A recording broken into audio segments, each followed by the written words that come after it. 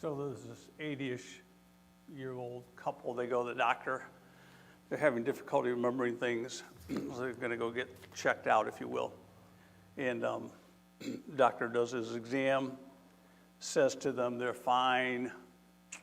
Doesn't really do much for them except to maybe encourage them. Come back here, come back here. Just start writing stuff down. You know, we forget stuff as we get older. Maybe you want to write stuff down. They think we can do that. So that night, he says to her, I'm going to the kitchen. Do you want anything? And she said, well, if you're going to the kitchen, will you get me a bowl of ice cream? And he says, got it. And she says, should you write that down? And he says, I don't need to write that down. I can remember a bowl of ice cream. Okay. Well, she's like, all right, if you're going to get the ice cream, would you get me some strawberries on top? He's like, got it. Do you want to write that down? It's a little indignant. Well, okay. How about some whipped cream? Would you put some whipped cream on it too? Okay, got it. So you really should write that down, don't you think? He's like, I don't need to write that down. I got it. All right. So he goes in there. He's there about 20 minutes. He comes back. He's got bacon and eggs.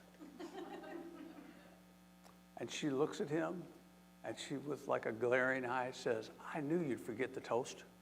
It was funnier in my head. You know what I'm saying? When it was really, I thought it was, okay, it's all good. How do you know, we're an interesting people in that I think there's a point where you can definitely feel like, oh, you know,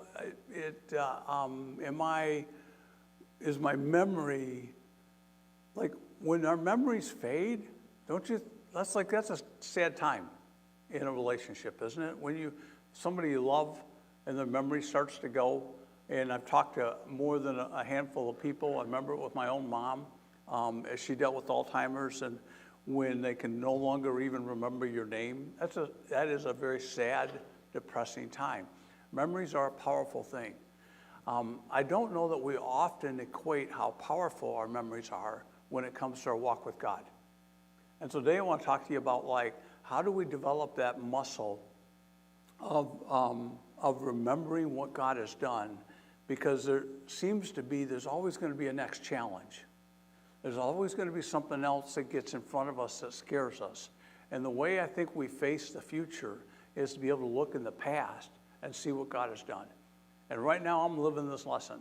So all I can say to you is I'm practicing what I'm going to share with you today, right? Because there are things that come that, like, you can't fix.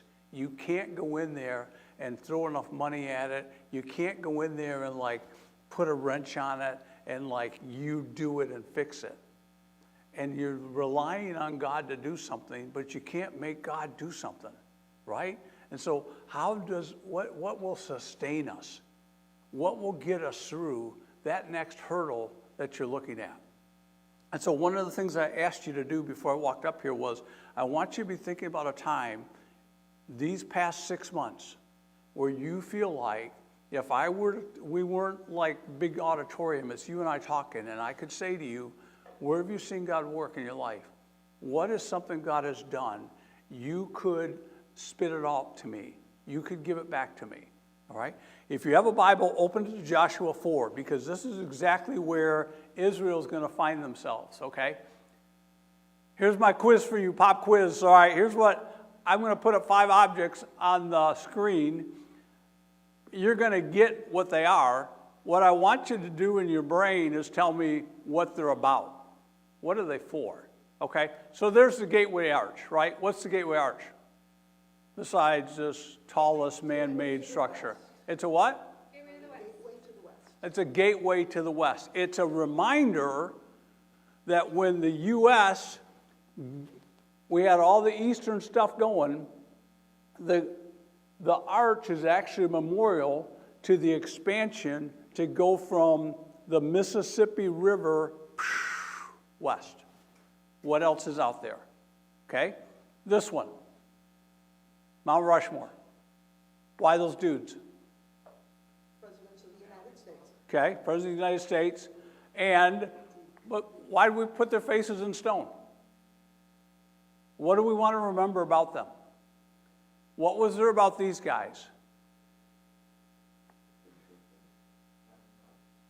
Do this one. Can you guys see it okay? What is it? The Vietnam War Memorial. The Vietnam War Memorial, okay? What is special in particular about the Vietnam War Memorial? Obviously, we etched in stone the names of those who died. Has anybody been to the memorial? Okay, a lot of people go. What is it that we want to remember? What they did. Okay, we want to remember their sacrifice. There may be parts where we want to say, man, is that the things that got us into that war? Are there lessons there that we want to learn from that we don't want to repeat? I think that's a part of it. Okay? What about this one? Lincoln Memorial. Want to remember Lincoln, what he stood for, maybe the whole, like how he was trying to bring a country that was divided together. This guy. Martin Luther King. Etched in stone. Guy who tried to move the whole civil rights era and bring about maybe recognition of black people in a culture that wanted to exclude them. All right? All of these have different, they're all for different things, but they've all been created so that we might not forget. Because you're prone to forget. You are prone to, just the way we're wired, we don't remember very well. Okay? And so in Joshua chapter 4, if you're there, here's where we are. I'm sorry, even I have one more. This is in somewhere here in Missouri, Ozarks. It's down at Ozark Christian College. And I love the phrase, lest we forget, 9/11. They didn't have to do this, right? They did not have to create this. Someone created it and then put the words, lest we forget. Lest it lose track somewhere that we were attacked, okay? So in Joshua chapter 4, what you have is he has led the people of Israel to the Jordan River. We've said the Jordan River's at flood stage. It's not going to be passable. It's maybe 30 to 40 foot deep. It is like a crazy current. It's just, there's no boats. There's no bridges. How are they going to get across? Because God has said on the other side of this river is good stuff. And Joshua's got the people there, and he says, all right, as we said last week, man, follow the ark. Keep your eyes on God. You know, the way we're going to get across, keep your eyes on God. And then there's going to come a spot where you got to take the next step. You've got to get your feet in the water, and you've got to, and it wasn't until the priest stepped into the water that the water parted.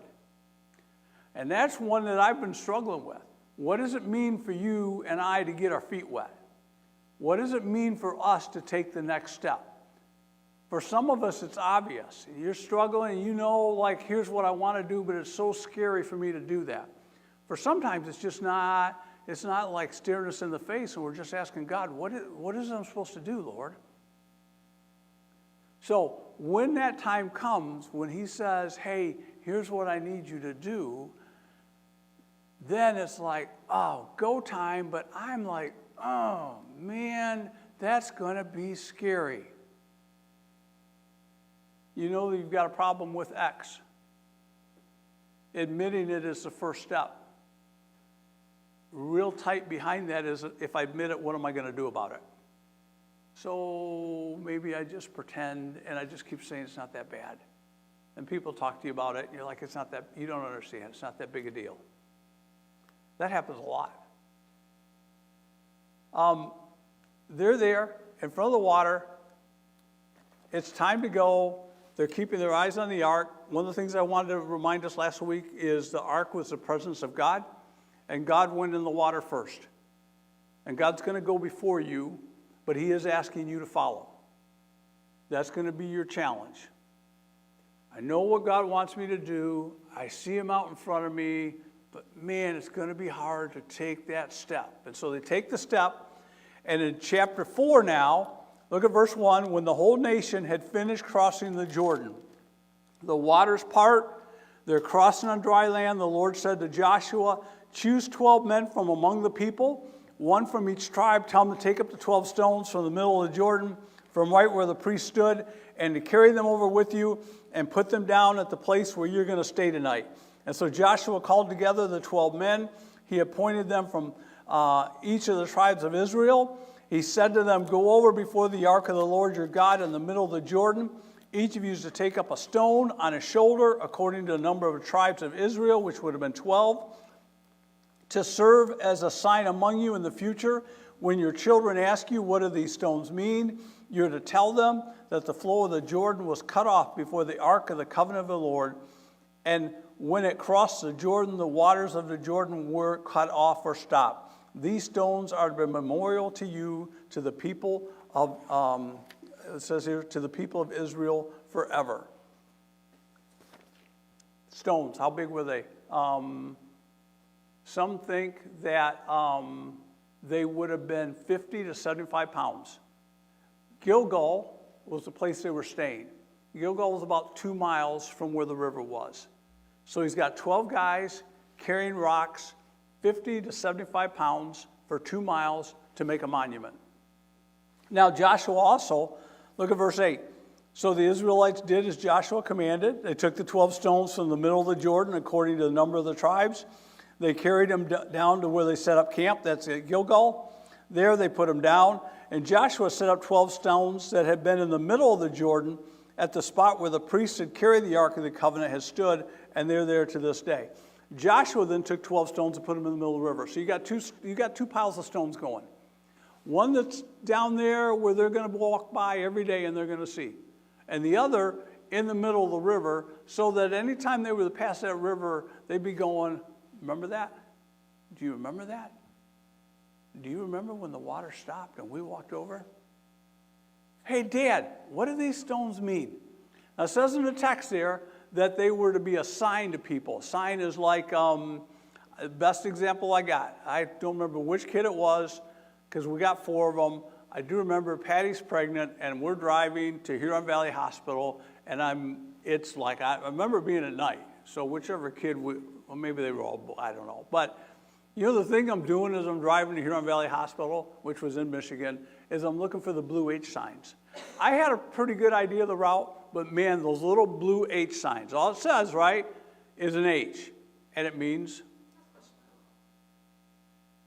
signs are used to communicate. They're just a visible thing that brings to your mind and says, here's a message. Okay? We got stop signs. You got those monuments are sort of a sign. It's something visual that when you look at it, it's got a message coming back at you. These stones were to be like a messenger. Like every time you were to see the pile of stones, you were to remember something. The memorial, I had to write this down. A memorial is anything intended to preserve a memory of a person or an event. Webster says it's a visible reminder which would bring to mind an act or an action. So the gateway arch is a memorial. It's a what do you want to call it? A monument. It's a structure. That's what I'm looking for. It's a structure that is supposed to remind us that there was a group of people one time that said, we're going exploring.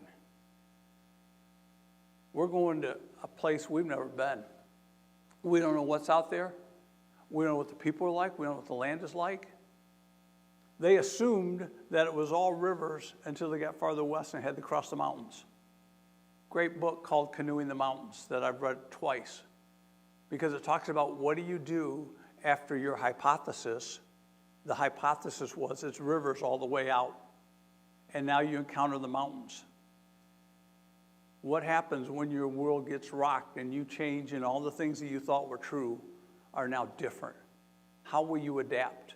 Canoeing the Mountains, Bollinger, Bollinger. Great book. So the Gateway Arch is to remind us that there was this party that set out to explore.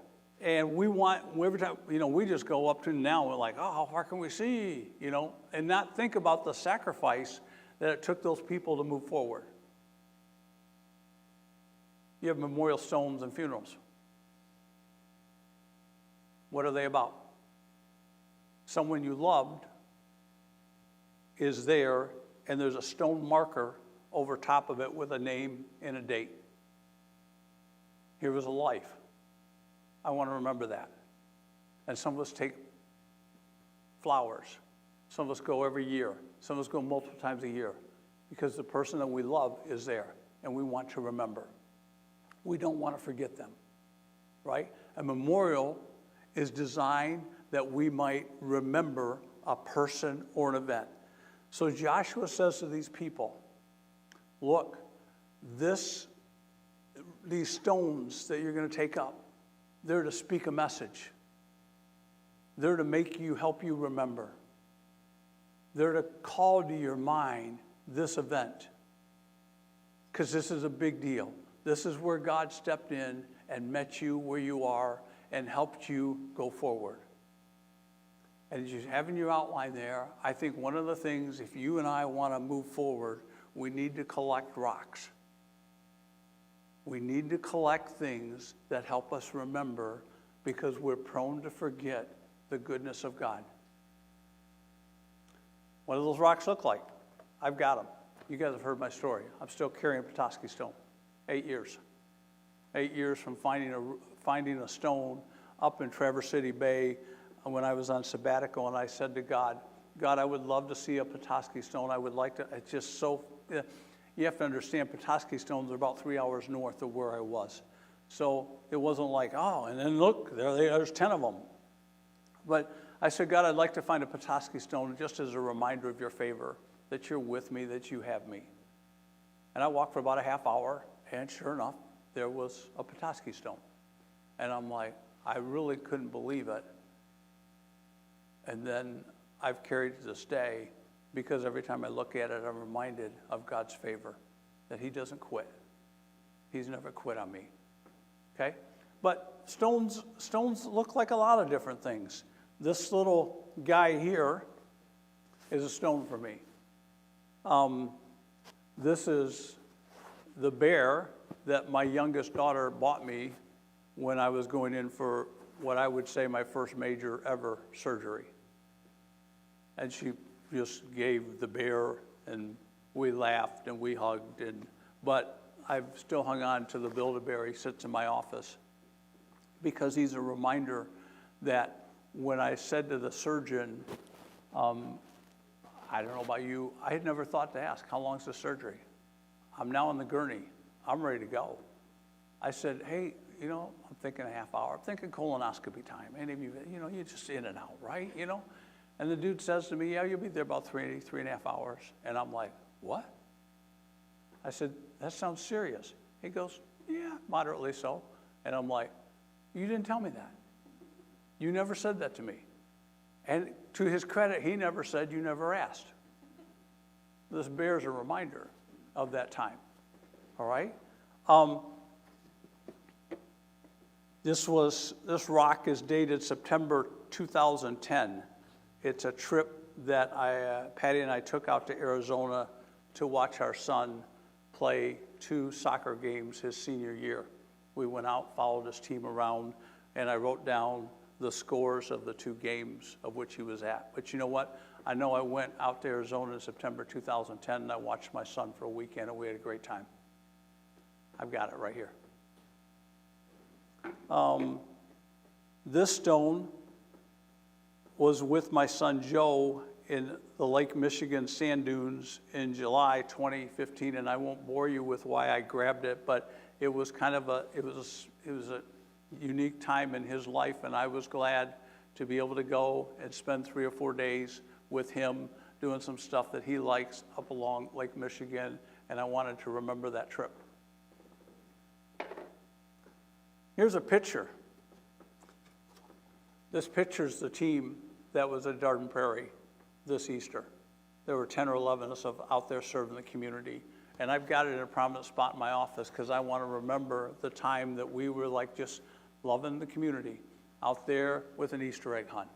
And I've saved it, and it's meaningful. Many of you know that journaling can be a rock for you. This is the very first journal. I went back and looked. Actually, I started journaling in 1999. This is the year 2000. This is when we came to St. Louis. So I've been journaling for 26 years. I've got 26 years worth of memories recorded on paper for my benefit and for those who come behind me. What was Dad thinking? What was going on? What were the things that he was seeing? I wonder how he felt about, right? And so I think any time that you decide to put pencil to paper and write down what God's doing in your life, you're collecting rocks. Here's a simple golf ball. 11, 26, 22. Number 17 at Wentzville. It was a birdie that I had. I had just gotten back into golf, and that was special. That was kind of cool. But it was with Eric, Danny, and Ryan. 3 guys I most love golfing with. And so for me, this was special, not because I got a birdie on the hole, but because I was with the 3 men that I most like spending time with. I want to record it. I don't want to forget this stuff.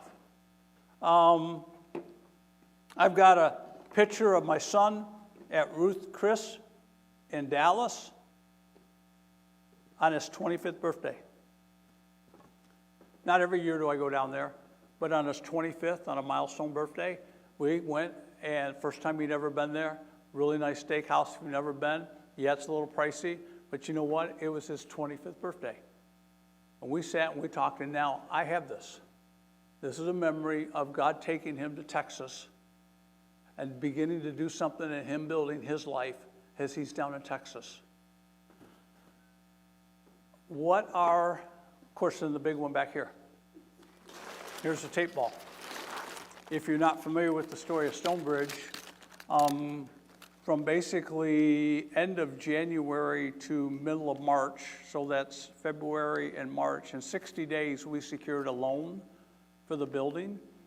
We repainted everything, and this is the tape from the people who came, and for a week straight, we repainted the whole building.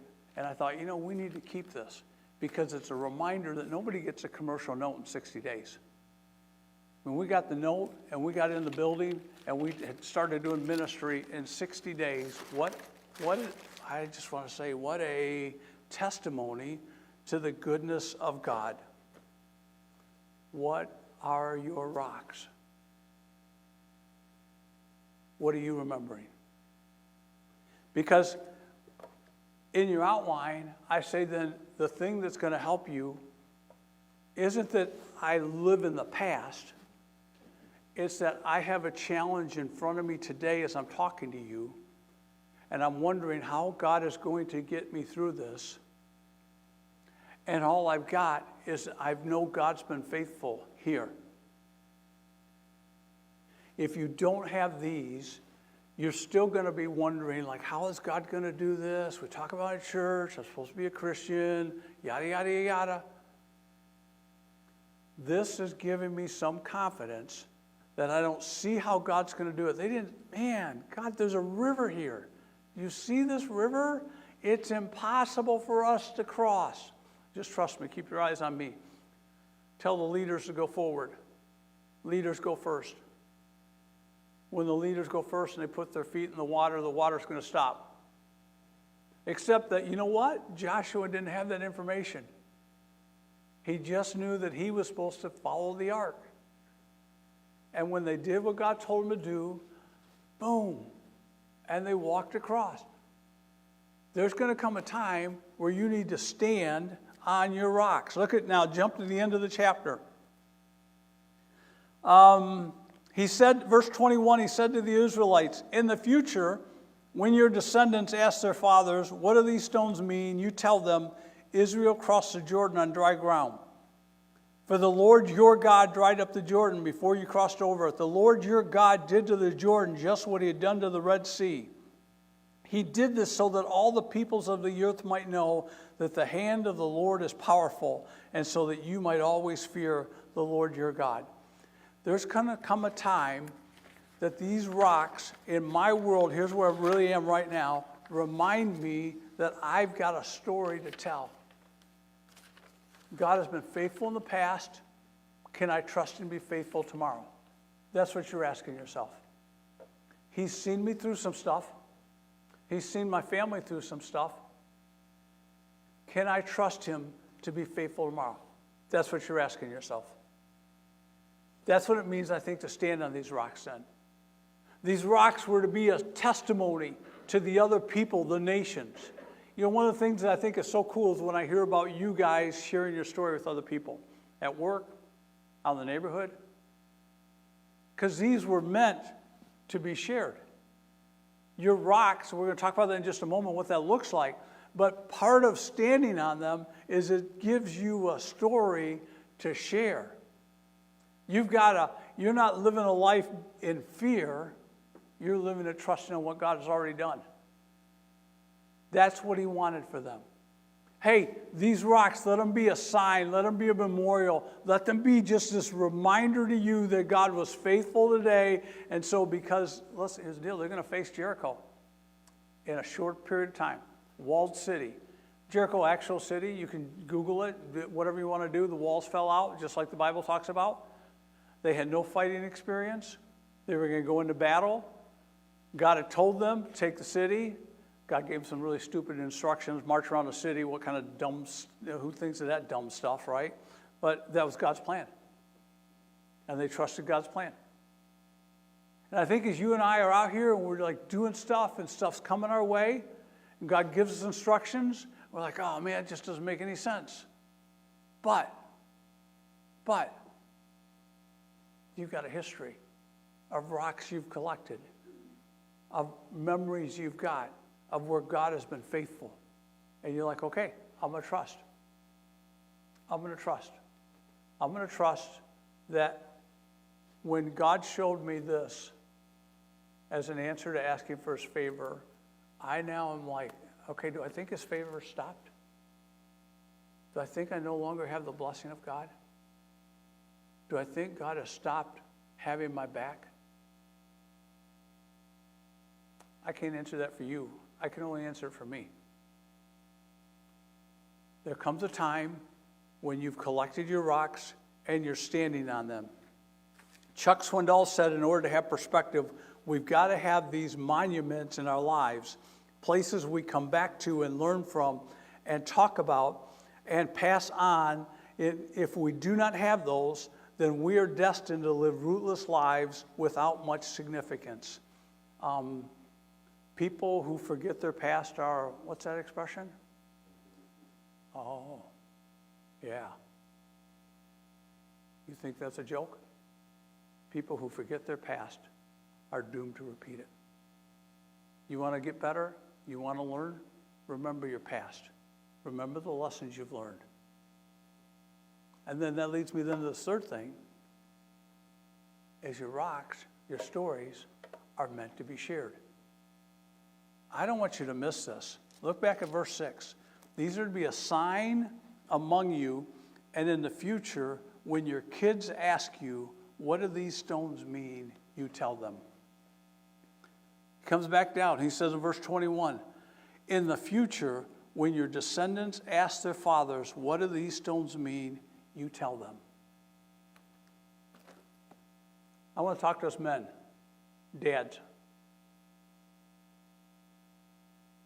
We need to have stories that we tell our kids of God's faithfulness. They need to hear it from us. We need to know firsthand that God can be trusted. Because our kids are wanting to know this whole faith thing, Christianity thing, Jesus thing, church thing. Is it just something you do, someplace you go? Is there anything to it? Because they're going to face stuff. Right? Because you've faced stuff. You've been scared. There have been times in your life when you didn't know what to do. There have been times in your life when you just couldn't fix it. And I pray to God that you reached out to him and you heard him and he responded. And those are the stories we need to pass along. That's what our kids need from us. They need direction from us. They need to know that we tested God and we found God trustworthy. And that doesn't mean it's going to make it easy for them, because it wasn't easy for you. But if we don't have the stories, if we can't say firsthand that we've trusted God, we're going to fumble that. And we say, go ask your mom. When God said, I don't think this was an accident, when he said here, in the future, when your kids ask, what do these stones mean?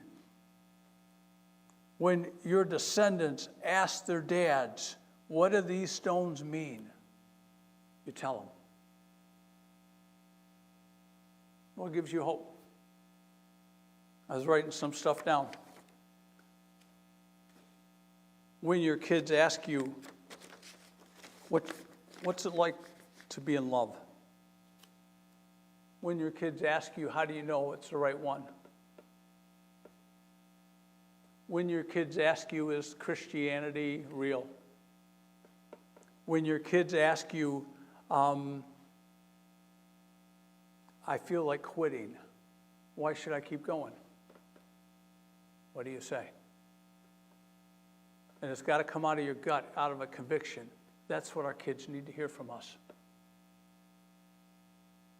That's what they really need to hear from us men. And so the whole point is not lost on me that these rocks, they couldn't speak, and yet they could. And they were to be something that when people walked by and said, where did these rocks get here? Where did they come from? What did Dad believe? What did Dad believe?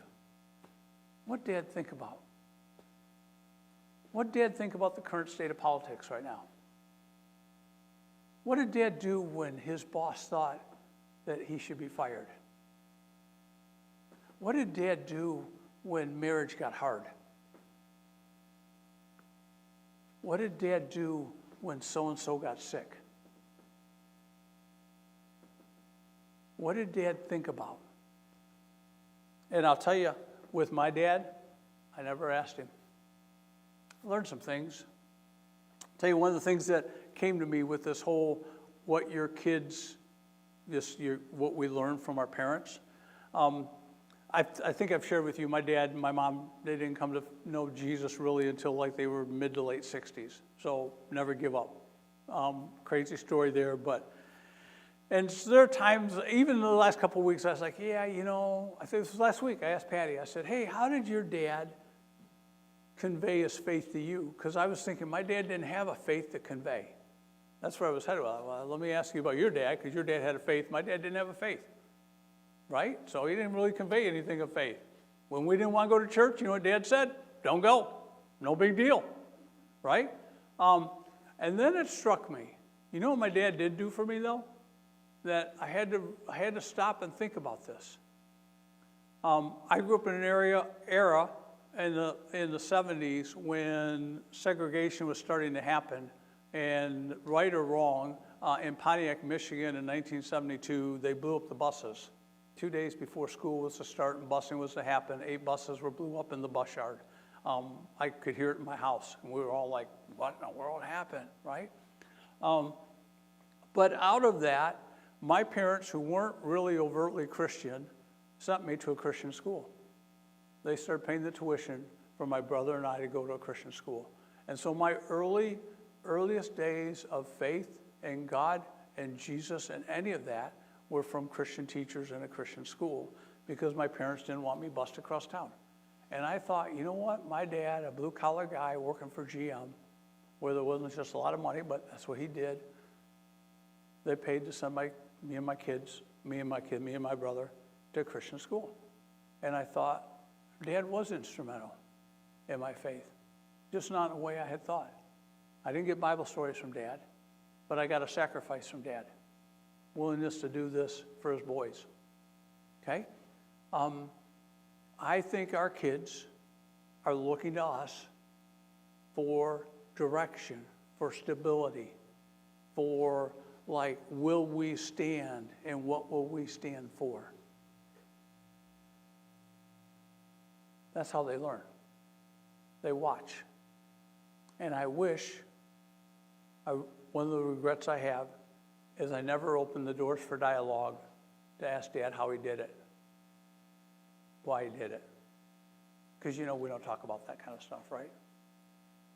So, if one of the things here in sharing your rocks could be, as your kids get older, maybe you take the initiative to open those doors of conversation. If you're older and your parents are older and you've never had really good conversations with them about life, about what they thought, about what they believe, you should do that. You just say, hey, let's go for coffee and talk. I just want to pick your brain on some stuff. I think they would value that, and I think you would value that as a memory, as a rock of what your parents have done that led them to build into you. Just don't miss these opportunities.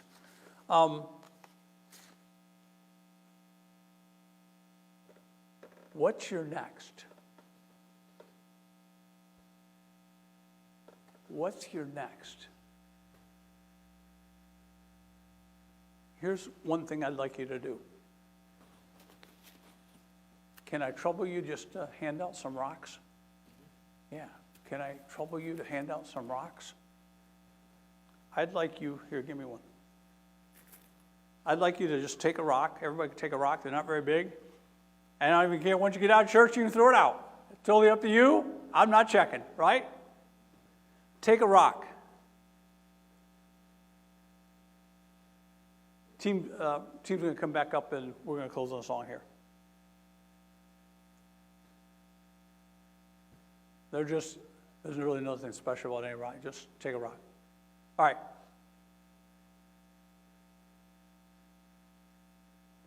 What's the one thing I've asked you? The one thing I asked you was, what this year are you convinced God has done for you? There's your rock. If you just carry that for the next 90 days as a reminder that you know what, in March, I remember back in February, it was right around the first of the year, God did. And just carry this with you for 90 days, every day. Here's a reminder of what I've already seen God do. That could be a next. What do you need to write down? You could begin to journal a couple times a week where you're seeing God work, things He's showing you, dumb things the kids are saying. My journals are full of stuff. Studies I've had.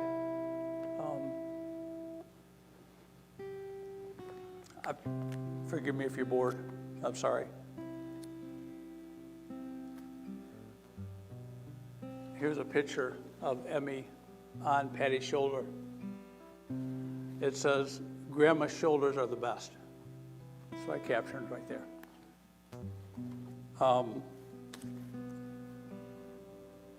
Here's a picture of the wedding, several pictures of a wedding that we went to. Good friends, known them 40 years. That's why we made the trip back to Michigan. But the thing of the pictures are people that I've got 40 years of friendships with.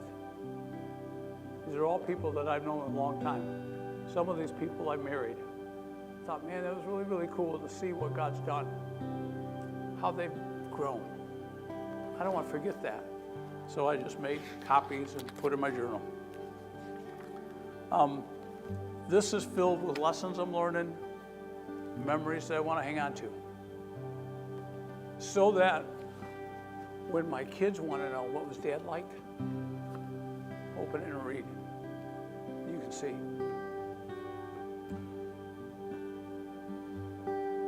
Dad, watch out for the frogs on the road, said Emily. She was in the back seat and she reached across and hit his shoulder. Frogs, her dad said. What do you mean? Well, that sign back there, it said, caution, frog area ahead. Her dad burst out laughing and said, Emily, the sign said, caution, frog area ahead. But Emily was indignant. No, I know my letters and I know my words. That sign said frog area ahead. And to prove her point, she spelled it out, F-O-R-G. Some of you will process that in a minute. Her mind was made up. As far as she was concerned, she was right and Dad was wrong. And for the next several miles, she devoted all her energy to looking out the window for green, slippery, hopping frogs on the turnpike.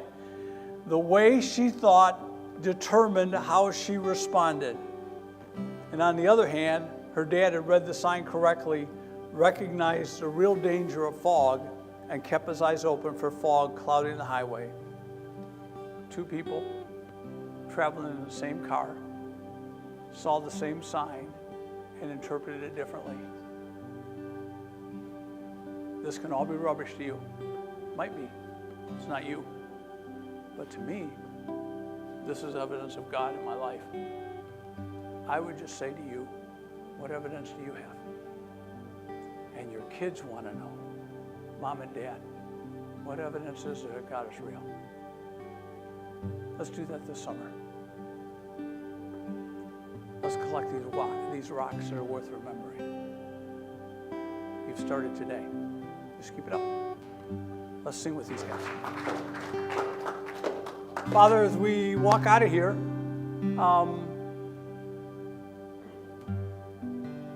the rocks remind us that you have never failed us.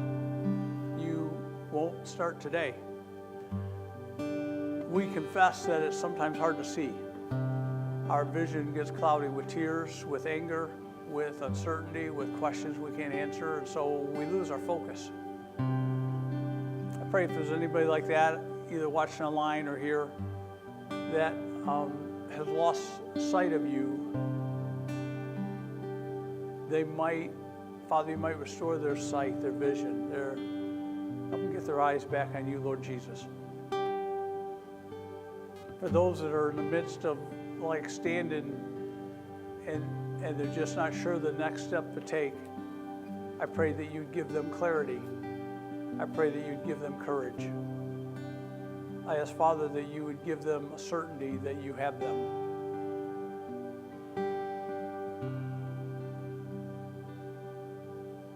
I don't think you've changed.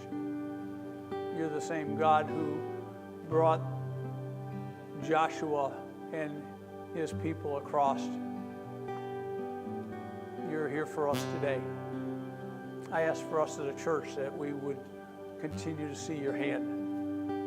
Father, we would continue to see you provide as we just take steps forward. What I ask for us as a church, for each family here. In the powerful name of Jesus we pray. Amen. God bless you as you go. Have a good week. We'll see you soon.